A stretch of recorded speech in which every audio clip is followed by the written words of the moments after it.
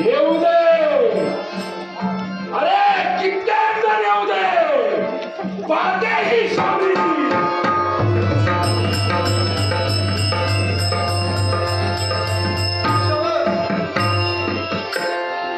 पुन्हा एकदा भद्राव्य.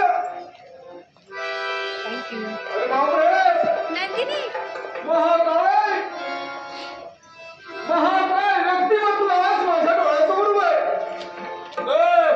कोण तू? मी तू शौरी म्हणतात मला. तू शौरी? हो. अरे बापरे, अरे कधी स्त्री पाहिली नाही. अरे स्त्री पाहिली का? पण तुझ्यासारखी म्हणजे माझ्यासारखी सुंदर स्त्री कधी तू पाहिली नसली. बरोबर आहे, बरोबर आहे ना? बरोबर आहे, बरोबर आहे. हा. स्वतःला सुंदर बनवण्याचा हा उपक्रम तू चालविला तर स्तुत्य. तुला वाटत असेल तू सुंदर आहे. तुला काय म्हणायचंय? मी सुंदर नाहीये. हा, तू अगदी सुंदर आहे हे तुम्हाला म्हणायचं होतं. नाही. ते असू दे. हा. मी सुंदर आहे, हा. ते विकृत आहे. शाबास. याच्याशी तुला काही घेणं देणं बरोबर नाही. आहे. बरोबर आहे ना? त्याच्याशी मला काही घेणं देणं नाही. मला सांग. माझा प्रश्न एकच आहे.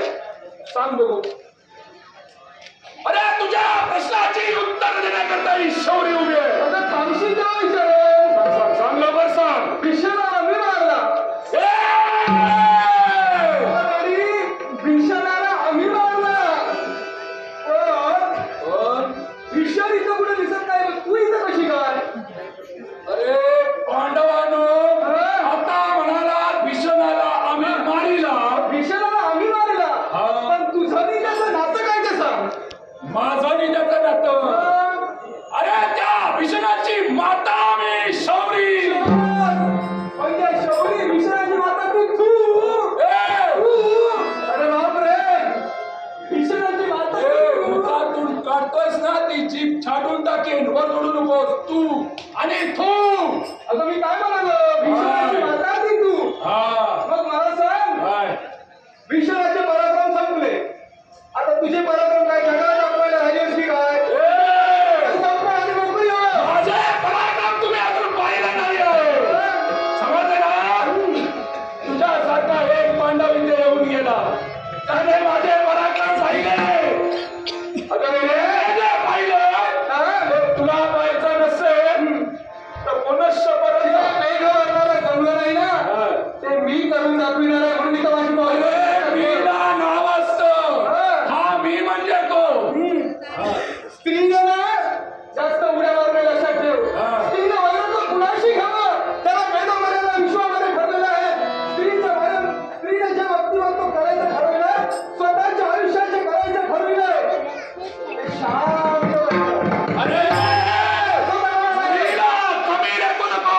अरे तिने भांगड्या भरल्या म्हणून ती काय कमी नाहीये. लक्षात ठेव. अरे जर का तिने मनात आणलं असेल तर क्षणार्धात तुमचा घात केली. मी स्त्रीला मुळीच वाईट बोलत नाहीये. आता काय बोलतोस? स्त्रीला दुसऱ्याच्या भाकड्यात करण्यापूर्वी एकदा नव्हे, तीन दोनदा नव्हे, त्रिवार विचार करावा की आपण कुणाच्या भाकड्यात जातोय. अरे मी तुमच्या वागण्यात जात नाहीये. तुम्ही माझ्या वागण्यामध्ये आलात आणि म्हणून मी उभी आहे. आम्ही जर तुझ्या भाकड्यात आलो असेल, असं तुला वाटत असेल, आमचा अश्वबंदी स्नान केलं असतं, सोड म्हणजे झालं. मिळणार नाही. अरे अजिबात मिळणार नाही. म्हणजे जाणून बुजून तू आमच्या भाकड्यात येतेस आणि स्वतः बोलणी सांगतेस की आम्ही तुमच्या भाकड्यात मी तुमच्या जाणून बुजून वागण्यामध्ये येत नाहीये. कारण अश्व माझ्या पुत्राने लागलेला होता आणि त्याच्या माती पत्रिका लिहिली होती तुम्ही.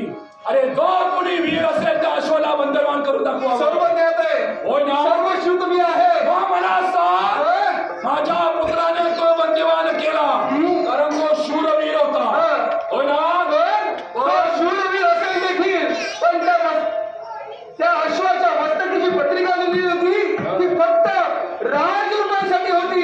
ज्या विश्वाच्या पाठीवर जे राजे वावरतात त्यांच्यासाठी होती. तुझा पुत्र राजांमध्ये होता का?